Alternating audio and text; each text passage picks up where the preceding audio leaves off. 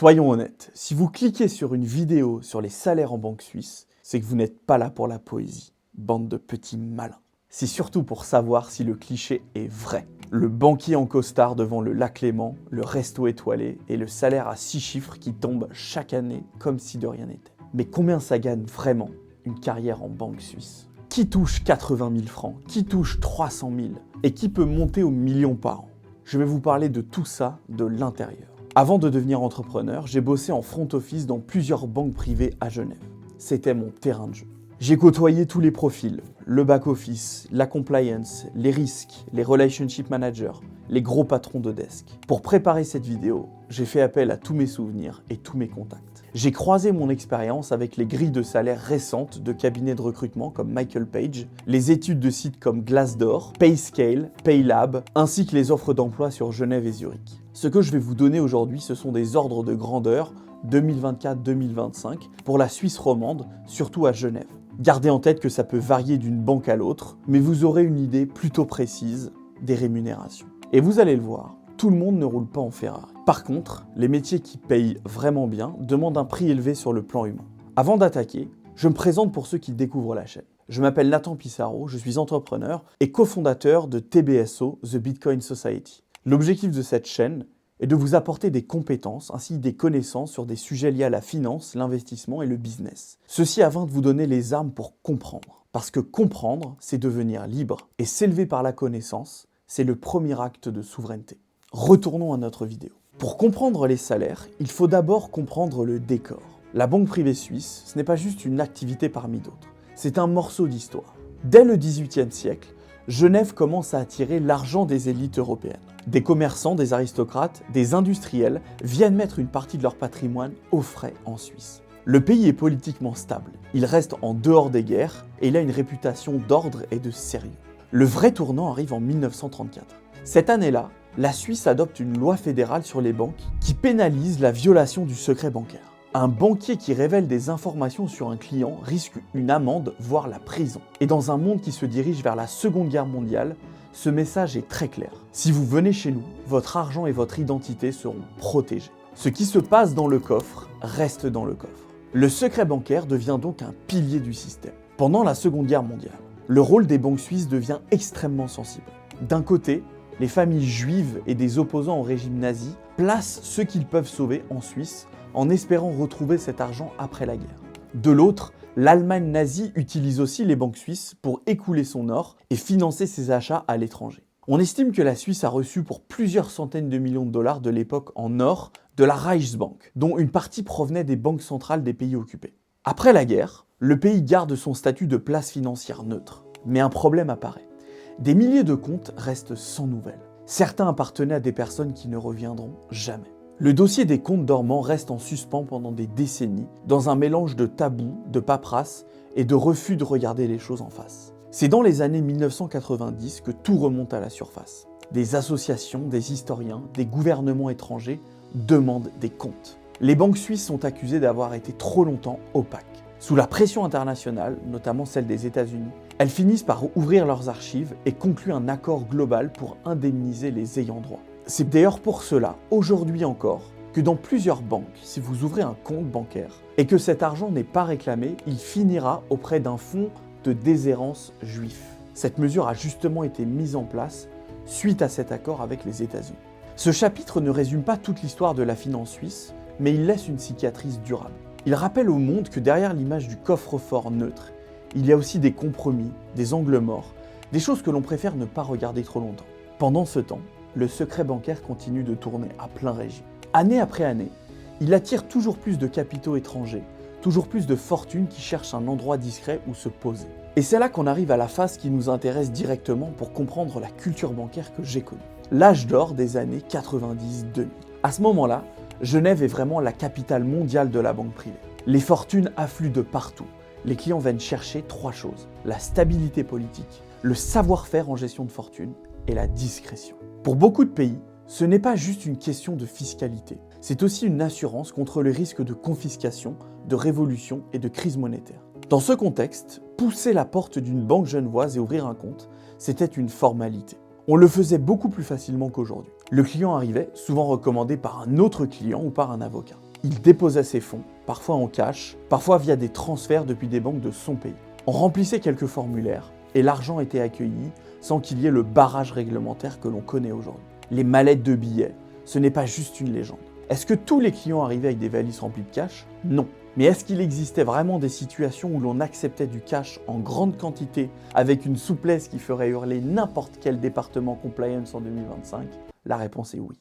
À ce moment-là, il y a comme une forme de contrat tacite. La Suisse fournit de la sécurité, de la confidentialité, une gestion patrimoniale haut de gamme. En face, le monde ferme globalement les yeux tant que ça ne fait pas trop de bruit. Dans ce contexte, le banquier privé genevois devient une figure à part. Il parle plusieurs langues, il voyage, il connaît les familles, les héritages, les conflits internes, les sociétés offshore, les trusts, les fondations, et j'en passe. Il est à la fois conseiller financier, confident, parfois un peu psychologue. Et les encours sous gestion explosent. C'est vraiment l'apogée. Et puis progressivement, le vent tourne. À partir des années 2005 et surtout après 2008, les États cessent de fermer les yeux et passent à l'offensive. Les finances publiques sont sous tension. Les opinions publiques supportent de moins en moins l'idée que certains puissent cacher leur argent à l'étranger. Les États-Unis attaquent frontalement des banques suisses, les accusant d'aider à l'évasion fiscale. L'OCDE, l'Union européenne, le G20 mettent la pression pour la fin du secret bancaire. Le modèle qui consiste à dire on ne pose pas trop de questions pour protéger la confidentialité du client ne passe plus. Petit à petit, la Suisse accepte l'échange automatique d'informations. Les banques doivent donc identifier précisément qui est derrière chaque compte, d'où viennent les fonds, à quoi ils servent.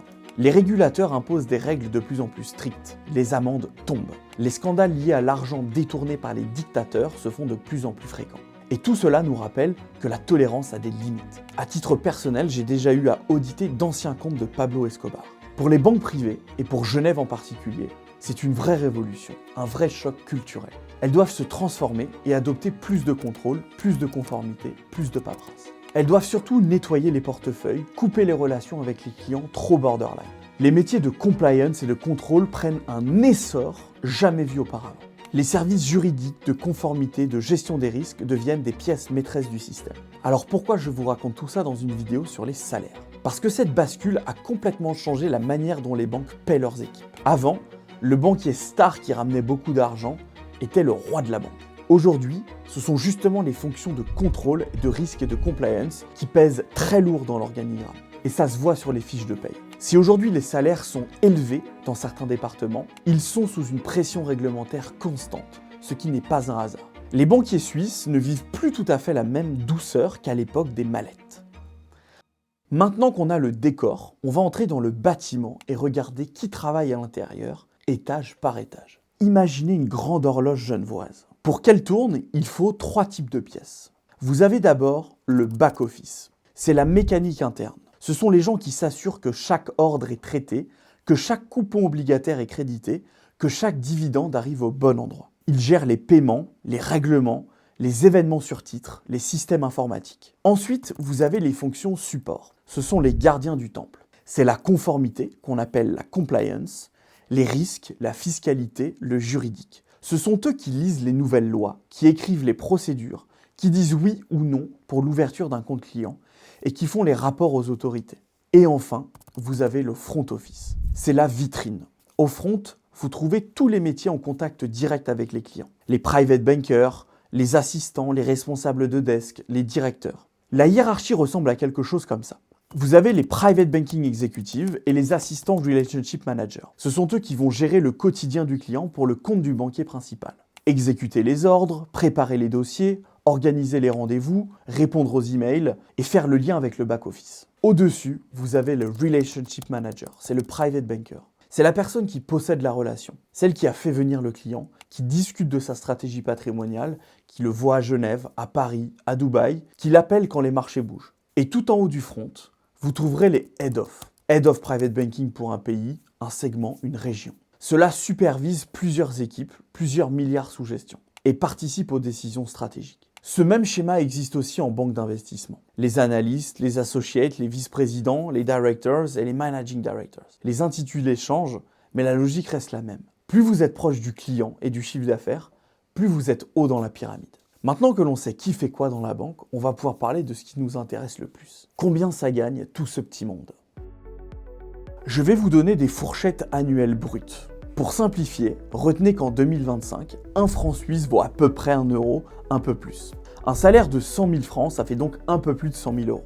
On parle de salaire sur 12 ou 13 mois avant impôts et hors charges sociales. À Genève, les impôts sont plus bas qu'en France, mais le coût de la vie y est beaucoup plus élevé. On y reviendra. Commençons par la base de la pyramide. Au back-office, sur des postes de type back-office spécialiste, un junior tourne autour de 60 à 70 000 francs par an au début pour monter vers 90 000 à 110 000 francs avec de l'expérience. Les profils seniors, les chefs d'équipe, peuvent dépasser les 120 000 à 130 000 francs. Ça colle aux grilles de salaire qu'on voit passer dans les études de cabinet de recrutement et dans les bases de données. Ces sources donnent une fourchette typique entre 75 000 et 110 000 francs avec des pointes au-delà pour les meilleurs profils. Les fonctions support sont en général mieux payées. Un junior en conformité bancaire commence autour de 80 à 90 000 francs. Très vite, un compliance officer expérimenté peut se situer entre 100 000 et 140 000 francs, parfois 150 000 francs. Les chefs de conformité, les Head of Compliance, se retrouvent plutôt dans une zone autour des 180 000 à 230 000 francs, parfois plus dans les grandes maisons. Même logique pour le risk management. Les analystes et les spécialistes des risques commencent souvent autour de 90 000 à 110 000 francs. Et les responsables de risque opérationnel ou de risque crédit peuvent monter à 180 jusqu'à 220 000 francs. Maintenant, parlons du cœur du métier de la banque, le front office. Un private banking executive tourne aujourd'hui autour de 110 000 francs fixes. Certaines sources parlent d'une moyenne d'environ 100 000 à 105 000 francs, tout compris à Genève, bonus compris, avec une fourchette fréquente entre 80 000 et 130 000 francs. À ce niveau, le bonus existe, mais il reste contenu. On parle souvent de 10 à 15% du fixe en année normale. En ce qui me concerne, j'étais plutôt dans la tranche haute, aux alentours de 130 000 francs, parce que je faisais partie des meilleurs dans mon métier. La banque effectuait souvent des classements entre les 25 private banking executives, et je me retrouvais souvent entre la 2e et la 3e place. Ces montants de salaire sont très confortables. Mais est-ce qu'on peut parler de montants qui changent une vie? Je vous laisse répondre à cette question en commentaire. Si les salaires montent quand vous avancez dans la hiérarchie, ce n'est pas seulement parce que vous gérez de l'argent, mais parce que vous gérez des humains. Et parfois, les humains ne sont pas rationnels. Je me souviens d'un client très riche, fraîchement séparé, qui m'appelle pour faire un virement à son ex-femme. Je lui demande quel est le montant envoyé, et il me répond 666 666 francs. Pas 600 000 francs, pas 700 000 francs, 666 666. Le chiffre du diable. Et à ce moment-là, vous savez très bien que vous n'êtes pas en train de gérer une allocation d'actifs. Vous êtes en train de gérer une blessure d'ego, un règlement de compte symbolique. Dans ce métier, vous gérez autant des portefeuilles que des émotions très coûteuses. Le grand saut se fait quand vous devenez Relationship Manager. Là, plusieurs choses entrent en jeu. La taille du portefeuille que vous gérez, son origine géographique, le type de clientèle, européenne, latine, Moyen-Orient, la banque dans laquelle vous travaillez. Les données récentes montrent des salaires de base pour les private bankers expérimentés autour de 150 000 à 220 000 francs suisses. Le package total, donc fixe avec bonus, peut atteindre 250 000 à 300 000 francs pour des banquiers solides, parfois 400 000 ou plus si la performance est très bonne. Certaines études donnent des moyennes de l'ordre de 150 000 francs en Suisse, tandis que certaines plateformes comme Glassdoor affichent des moyennes beaucoup plus hautes, autour de 250 à 280 000 francs à Genève, bonus compris. En haut de la pyramide, chez les stars du secteur, les chiffres deviennent vraiment impressionnants. Un relationship manager qui gère plus d'1 milliard de francs d'actifs, avec une clientèle très active, peut effectivement monter à 500 000 francs par an, parfois plus, bonus inclus. Dans quelques cas très particuliers, comme des portefeuilles massifs ou des résultats exceptionnels, conditions de marché favorables, on peut approcher ou dépasser le million de francs suisses de rémunération annuelle globale. Ce que je vous dis là, je l'ai vu dans les couloirs, mais il faut bien comprendre que ces profils représentent une élite. Ce sont ceux qui ont accumulé des clients pendant 15 ou 20 ans, qui bougent parfois d'une banque à l'autre en emportant avec eux des centaines de millions de portefeuilles clients. Un petit peu comme un joueur star qui changerait d'équipe. À titre d'exemple, le portefeuille sur lequel je travaillais était autour de 2,5 milliards de dollars. C'est l'un des plus gros portefeuilles du pays. Côté banque d'investissement, les ordres de grandeur sont assez proches à l'entrée, mais les bonus peuvent être encore plus violents. Un analyste à Zurich ou à Genève dans une grande banque d'affaires commence souvent entre 80 000 et 120 000 francs. Un mid-level, type associate ou vice-président, peut monter à 150 ou 300 000 francs. Les managing directors, avec une grosse activité de fusion-acquisition ou de marché de capitaux, peuvent dépasser largement les 500 000 francs de rémunération. Et certains vont franchir la barre du million lors des années exceptionnelles. Pour vous donner une idée de ce que valent les très gros profils, je vais vous parler d'un banquier qui a fait couler beaucoup d'encre. Andrea Orcel. Andrea Orcel, c'est un banquier d'affaires italien qui a fait une grande partie de sa carrière chez UBS. C'est ce qu'on appelle un rainmaker. Un type qui ramène des deals à plusieurs milliards, qui conseille des grandes banques, les fusions, les augmentations de capital. Pendant des années, c'est lui qui se retrouve derrière certains des plus gros dossiers bancaires en Europe. À tel point qu'en 2018, la banque Santander décide de le débaucher pour en faire son prochain CEO. Et là, on voit clairement ce que ça vaut un profil comme ça sur le marché. Santander lui promet un package jamais vu. Un bonus de bienvenue autour de 17 millions d'euros. Une compensation d'environ 35 millions d'euros pour racheter ses actions différées chez UBS. Et une rémunération d'environ 10 millions d'euros par an. Au total, sur la table, on parle d'un engagement qui peut se chiffrer en dizaines et dizaines de millions, simplement parce que cet homme est capable d'apporter des relations, des clients, des opérations à plusieurs milliards. L'histoire se termine malheureusement très mal. Santander se ravise, annule sa nomination et Orcel attaque la banque en justice pour 100 millions d'euros, estimant qu'on lui a brisé un contrat moral et financier. L'affaire est actuellement toujours en appel. Je vous raconte ça pour vous montrer jusqu'où la logique peut aller. Quand vous êtes au sommet de la pyramide, que vous êtes celui qui apporte les deals, les clients et les flux, le marché est prêt à mettre des chiffres complètement indécents sur la table. Donc oui, les clichés des salaires à 6 chiffres existent, mais ils ne tombent pas du ciel. Et surtout, ils n'arrivent pas sans contrepartie. On pourrait s'arrêter là et dire « Super, tout le monde gagne 150 000 francs en Suisse, merci, bonsoir ». Sauf que ce serait un mensonge. Les amis, si cette vidéo vous plaît, n'hésitez pas à vous abonner, votre soutien compte énormément pour moi. En Suisse donc, il y a d'abord le coût de la vie. Genève, c'est l'un des endroits les plus chers d'Europe. Les loyers, l'assurance maladie, l'alimentation, l'école, tout est dimensionné à l'économie locale.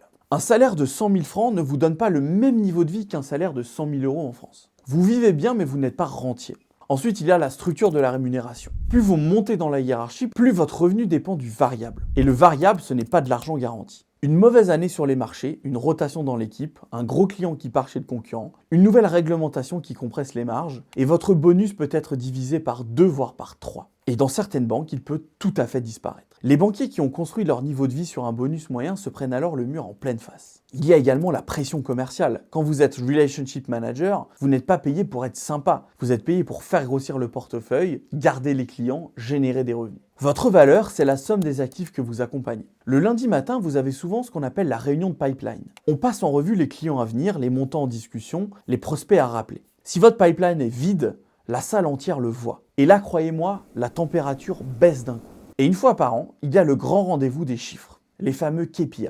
En banque suisse, on ne vous demande plus seulement de ramener de l'argent. Ça, c'est la base. On va regarder 3 critères. D'abord, le net new money, c'est-à-dire l'argent frais que vous arrivez à faire entrer dans la banque. Ensuite, le net new investable assets, ce que vous avez vraiment réussi à faire investir au client. Parce que l'argent qui dort sur un compte, ça coûte de l'argent à la banque, ça ne lui rapporte pas grand-chose. Et enfin, le net new credit, c'est les crédits que vous avez vendus, les lignes de financement, les effets de levier. Votre année, votre bonus, parfois même votre avenir dans la maison, sont évalués sur ces 3 curseurs. Si vous ne ramenez plus de nouveaux clients, si vos encours stagnent, les réunions avec votre hiérarchie deviennent vite tendues. Et ces encours ne sont jamais acquis. Un banquier peut passer 10 ans avec un client, connaître sa famille, ses histoires, ses sociétés, et un matin recevoir un email « Nous avons décidé de transférer notre portefeuille chez un concurrent ». Vous venez alors de perdre plusieurs centaines de millions sous gestion, et votre bonus avec. À titre d'exemple, nous étions la seule banque à accompagner un client milliardaire,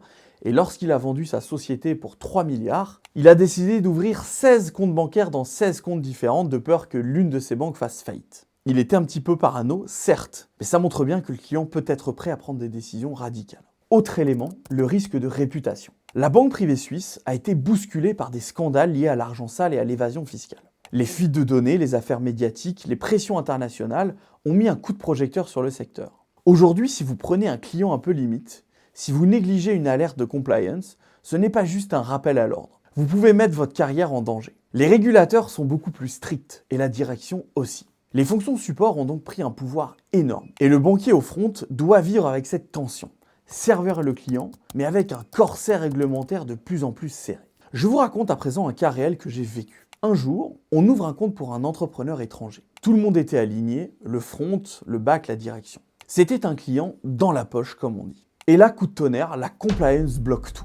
Mais alors pourquoi ? Parce qu'ils ont découvert que cet homme avait été impliqué involontairement dans la vente d'un lait en poudre contaminé qui avait empoisonné des nouveau-nés. Une histoire horrible dont personne n'avait encore connaissance. En banque privée aujourd'hui, ce n'est plus seulement de la gestion de fortune, c'est jongler avec des enjeux éthiques, légaux, humains, qui peuvent parfois nous tomber dessus sans prévenir. Enfin, il y a la dimension personnelle. Des journées très longues, des déplacements, une disponibilité quasi permanente pour les gros clients et une vie familiale qui doit s'adapter. Quand vous accompagnez des fortunes internationales, vous vivez sur plusieurs fuseaux horaires. Le client à Dubaï ne se soucie pas de votre heure de dîner, celui qui vit en Amérique latine non plus. Le marché ne dort jamais complètement. Et la responsabilité que vous portez sur des centaines de millions vous accompagne en permanence. Et parfois, ce n'est même plus une histoire de chiffres. Je me souviens d'un client, un antiquaire syrien qui avait sauvé de la guerre des livres d'une valeur inestimable. Dans son coffre, il gardait notamment l'un des plus anciens exemplaires du Coran qui avait jamais existé. Et un jour, la banque a été inondée par la pluie. Les coffres-forts de la banque sont donc gorgés d'eau.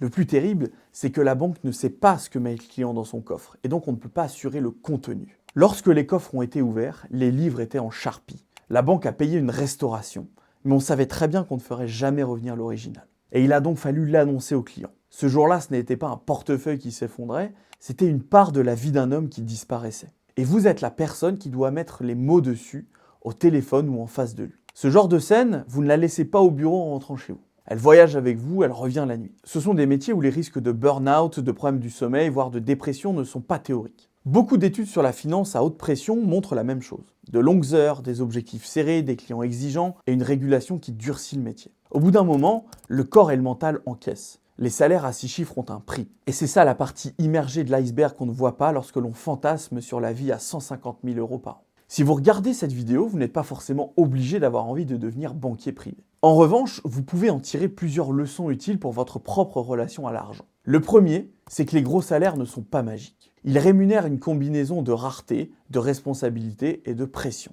Rareté parce qu'il n'y a qu'un nombre limité de personnes capables de gérer en direct des fortunes complexes dans plusieurs juridictions avec des enjeux familiaux, fiscaux, patrimoniaux et émotionnels. Responsabilité parce que vous êtes littéralement assis sur la vie financière de gens qui vous confient parfois tout ce qu'ils ont accumulé. Pression parce que chaque année, vous recommencez parfois à zéro. Vos résultats passés ne vous protègent jamais totalement. Le jour où votre performance décroche, la machine ne met pas longtemps à vous le rappeler. La deuxième, c'est que ce monde confirme un principe simple. Plus vous êtes proche du chiffre d'affaires, plus votre rémunération potentielle est élevée. C'est vrai en banque privée, mais c'est vrai aussi dans l'entrepreneuriat. Les profils qui apportent du business, qui signent des contrats, qui génèrent des flux récurrents, captent mécaniquement une plus grande part de valeur. La troisième, c'est que les chiffres bruts ne suffisent plus. Quand vous voyez un salaire de 200 000 ou 300 000 francs, posez-vous toujours 3 questions. Combien il reste après l'impôt et le coût de la vie?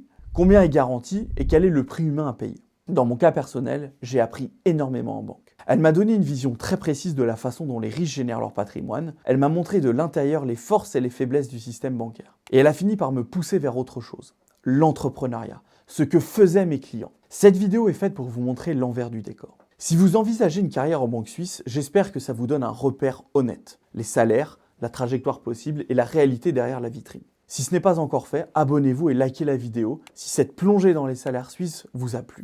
Et dites-moi en commentaire quel autre métier mystérieux dans la finance vous aimeriez que je décortique. On se retrouve très bientôt.